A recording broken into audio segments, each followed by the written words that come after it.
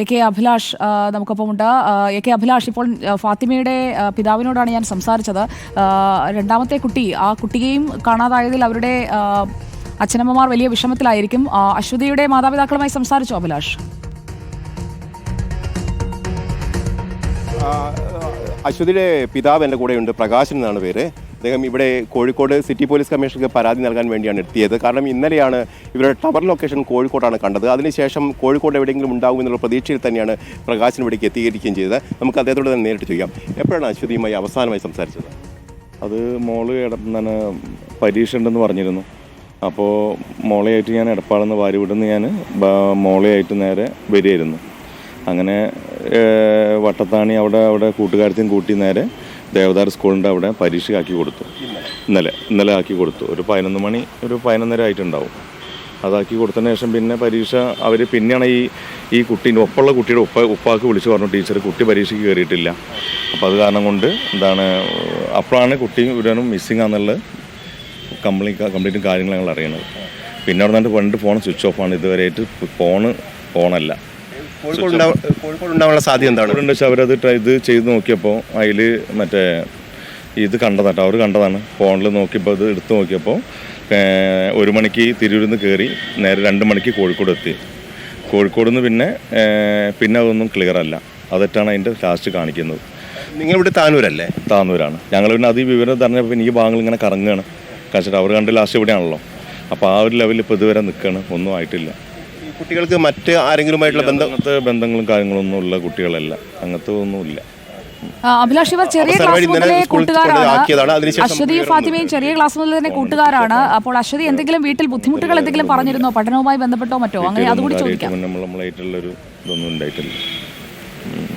ഈ പരീക്ഷയാണല്ലോ, അതുകൊണ്ട് പഠനവുമായി ബന്ധപ്പെട്ട് എന്തെങ്കിലും ബുദ്ധിമുട്ടുകൾ അറിയിച്ചിരുന്നോ വീട്ടിൽ? അങ്ങനത്തെ പ്രശ്നങ്ങളൊന്നും നോക്കില്ല. ഒക്കെ ഹാപ്പി ആയിട്ടാണ് എല്ലാം ചെയ്തതെന്നും പിടിച്ചെന്നൊക്കെ ചെയ്തതെന്നും അങ്ങനത്തെ ഒരു ഇതൊന്നും ഉണ്ടായിട്ടില്ല. നേരത്തെ ഇങ്ങനെ വീട്ടിൽ നിന്ന് മാറി നിൽക്കുന്ന സാഹചര്യം എന്തെങ്കിലും ഉണ്ടായിട്ടുണ്ടോ? അങ്ങനത്തെ പ്രശ്നങ്ങളൊന്നുമില്ല. വേറെ കുഴപ്പമൊന്നുമില്ല. വീട്ടിൽ അമ്മയ്ക്കൊപ്പമാണില്ല കുഞ്ഞു? ഇല്ല, ഞങ്ങളെല്ലാം ഒപ്പമാണ്. ഞാൻ വാരിക്ക ദിവസം ഇങ്ങനെ ഒരു ശരീരം എന്താകാൻ ഒരാഴ്ച റെസ്റ്റ് എടുക്കാൻ പോയതാണ് എടപ്പാൾ. അപ്പോൾ അത് കഴിഞ്ഞ നേരം കൊണ്ടാക്കി ഈ പരീക്ഷയ്ക്കായിട്ട് വന്നതാണ്. അപ്പോഴാണ് പിന്നെ ഇത് കഴിഞ്ഞതിന് ശേഷം പിന്നെയാണ് ഈ മിസ്റ്റേക്കിൻ്റെ കാര്യം അറിഞ്ഞുകൊണ്ടാണ് പിന്നെ ഇതായി. മാനസിക സമ്മർദ്ദം എന്തെങ്കിലും ഉണ്ടായിരുന്നു? ഒന്നുമില്ല, അങ്ങനത്തെ പ്രശ്നങ്ങളൊന്നുമില്ല. അങ്ങനത്തെ ഉള്ള യാതൊരു പ്രശ്നങ്ങളും ഇല്ല. ഇത് എന്താണ് നല്ല രണ്ടാളും കൂടി. ഈ 2 കുട്ടികളും നേരത്തെ ഉള്ള കൂട്ടുകാരാണ്. അവർ ഒരുപാട് പഴക്കമുള്ള അവരുടെ ഇതായിട്ട് കമ്പനി സുഹൃത്തുക്കളാണ് അവർ. അങ്ങനെയുള്ളതൊന്നുമില്ല, കുഴപ്പമൊന്നുമില്ല. ഞങ്ങൾ അവിടെ പോകാറുണ്ട്, കുട്ടികൾ ഇങ്ങോട്ടും വരാറുണ്ട്. അങ്ങനെയുള്ള നല്ലൊരു അടുപ്പമുള്ളൊരു ഇങ്ങനെയുള്ള കുഴപ്പമൊന്നുമില്ല. ഇവരുടെ മറ്റു കൂട്ടുകാരില്ല? അവർ എന്തെങ്കിലും അന്വേഷിച്ചു നിങ്ങൾ? ഇവരായിട്ട് പരീക്ഷൻ്റെ അവർക്ക് ഇതും ഇല്ലല്ലോ. ഓരോരോ ഇതല്ലേ, ഒരുപോലത്തെ ടൈമിലല്ല പരീക്ഷ ഉള്ളത്. ഓരോ വ്യത്യസ്തമായിട്ടുള്ള ഇതാണ് ഇവർക്ക്. ഇങ്ങനെയുള്ള ഇതാണ്. യൂണിഫോം മാറി മറ്റു ഡ്രസ്സ് അണിഞ്ഞാണ് പോയതെന്ന് CCTV ദൃശ്യങ്ങളിൽ വ്യക്തമാകുന്നു. യൂണിഫോമിലാണ് ഇവരെ കാണാതെ ആയിട്ടുള്ളത്. പിന്നെ മറ്റുള്ള ഡ്രസ്സ് അവരെന്തോ ഉപയോഗിച്ചെന്നുള്ളത് യാതൊരു വ്യക്തമല്ല. വീട്ടിൽ നിന്ന് പോകുമ്പോൾ ഡ്രസ്സോ മറ്റോ കൊണ്ടുപോയിട്ടാണ്? ഒന്നും കൊണ്ടുപോയിട്ടൊന്നുമില്ല. യൂണിഫോം ഇട്ടിട്ടാണ് അത് പോയിട്ടുള്ളത്. ഇപ്പോൾ പോലീസ് എന്താണ് പറഞ്ഞത്? ഇല്ല, നോക്കുന്നുണ്ട്. എല്ലായിടത്തും മെസ്സേജ് വരുന്നുണ്ട്. ക്യാമറയിൽ ഉണ്ട്, ഇൻസ്റ്റൊക്കെ നോക്കുന്നുണ്ട്, ഒക്കെ ചെയ്യുന്നുണ്ട്. എല്ലാവർക്കും റിപ്പോർട്ട് കൊടുക്കുന്നുണ്ട്. എല്ലാ കാര്യങ്ങളും നോക്കുന്നുണ്ട്, ചെയ്യുന്നുണ്ട്. അപ്പോൾ എവിടെയും കൂടെ ഉണ്ടാവും തപ്പി പിടിക്കാൻ വേണ്ടി ഇങ്ങനെ പോകുന്നതാണ്.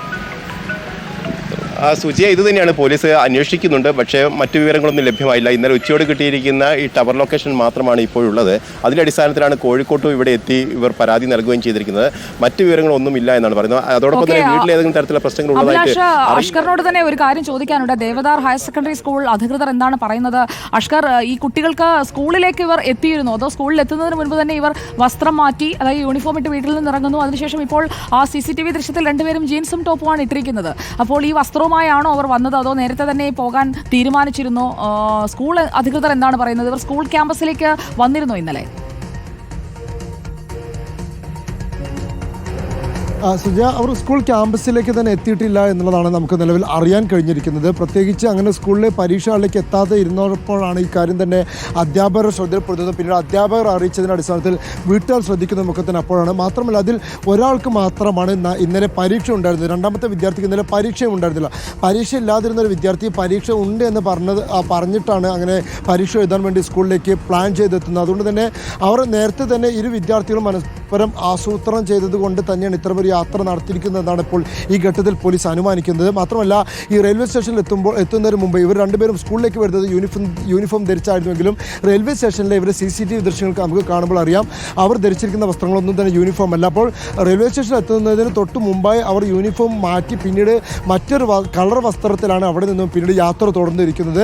പ്രാഥമികമായി പോലീസ് തന്നെ അനുമാനിക്കുന്നത് തിരൂരിൽ നിന്നും അവർ ട്രെയിൻ കയറിക്കൊണ്ട് കോഴിക്കോട് എത്തിയിരിക്കുന്നു എന്നുള്ളതാണ്. കാരണം പിന്നീട് 12 മണിക്ക് ശേഷമാണ് ഇവരെ തിരൂർ റെയിൽവേ സ്റ്റേഷനിലെ CCTV ദൃശ്യങ്ങൾ കാണുന്നത്. പിന്നീട് 2 മണിയോടെയാണ് ഇവരെ ടവർ ലൊക്കേഷൻ അവസാനമായി മൊബൈൽ ഫോൺ സ്വിച്ച് ഓഫ് ആകുന്നത്. കോഴിക്കോടാണ്. സ്വാഭാവികമായും ആ ഒരു യാത്രാ ദൂരം മാത്രമാണ് ബാക്കി നിൽക്കുന്നത്. അങ്ങനെയെങ്കിൽ അവർ തിരൂരിൽ നിന്ന് നേരെ കോഴിക്കോട് എത്തിയിരുന്നു എന്നുള്ളതാണ് പോലീസും അനുമാനിക്കുന്നത്. പക്ഷേ പിന്നീട് അതിനുശേഷമാണ് ഒരു തരത്തിലും അവരെ ബന്ധപ്പെടാൻ സാധിക്കാതിരുന്നത്.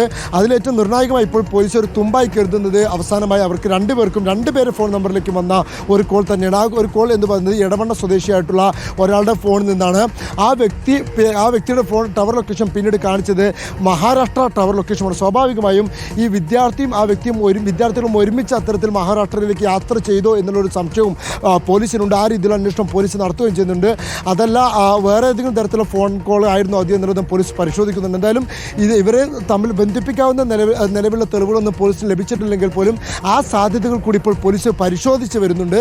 അതുമായി ബന്ധപ്പെട്ടുള്ള അന്വേഷണം പോലീസ് ഊർജിതമാക്കുന്നുണ്ട്. പ്രത്യേകിച്ച് കോഴിക്കോട് റെയിൽവേ സ്റ്റേഷൻ ഉൾപ്പെടെ അതുമായി കൂടുതൽ വിവരങ്ങൾ ശേഖരിക്കൂ. മലപ്പുറം താനൂരിൽ നിന്നാണ് 2 പെൺകുട്ടികളെ 16 വയസ്സ് പ്രായമുള്ള 2 പെൺകുട്ടികളെയാണ് കാണാതായിരിക്കുന്നത്. കാണാതാകുന്ന അല്ലെങ്കിൽ അവരെ അവസാനമായി കണ്ട CCTV ദൃശ്യത്തിൽ അവർ ഇട്ടിരിക്കുന്ന വസ്ത്രം ഇപ്പോൾ പ്രേക്ഷകർക്ക് കാണാം. 2 പേരും സ്കൂൾ യൂണിഫോം അല്ല, ആ സ്കൂൾ യൂണിഫോം ഒക്കെ മാറ്റിയിട്ടുണ്ട്. 5 രൂപ മാത്രമാണ് ഫാത്തിമ ഷഹദ വീട്ടിൽ നിന്ന് പോകുമ്പോൾ കയ്യിലുണ്ടായിരുന്നത്. അശ്വതി എന്ന കൂട്ടുകാരിയും ഒപ്പം ഉണ്ടായിരുന്നു എന്നാണ് 2 പേരുടെയും രക്ഷിതാക്കൾ ഇപ്പോൾ സ്ഥിരീകരിക്കുന്നത്. ഇവർ എവിടേക്കാണ് പോയത് എന്നത് നമുക്കും ആശങ്കയുണ്ടാക്കുന്ന കാര്യമാണ്. എത്രയും പെട്ടെന്ന് ആ കുട്ടികളെ തിരിച്ച് വീട്ടിലേക്ക് എത്തിക്കാൻ അന്വേഷണ സംഘത്തിന് കഴിയട്ടെ. തിരൂർ റെയിൽവേ സ്റ്റേഷൻ വരെ കുട്ടികൾ എത്തിയിട്ടുണ്ട്. അവിടെ നിന്ന് പോയത് എവിടേക്കാണ്? അതാണ് ഉത്തരമില്ലാതെ നിൽക്കുന്ന ചോദ്യം.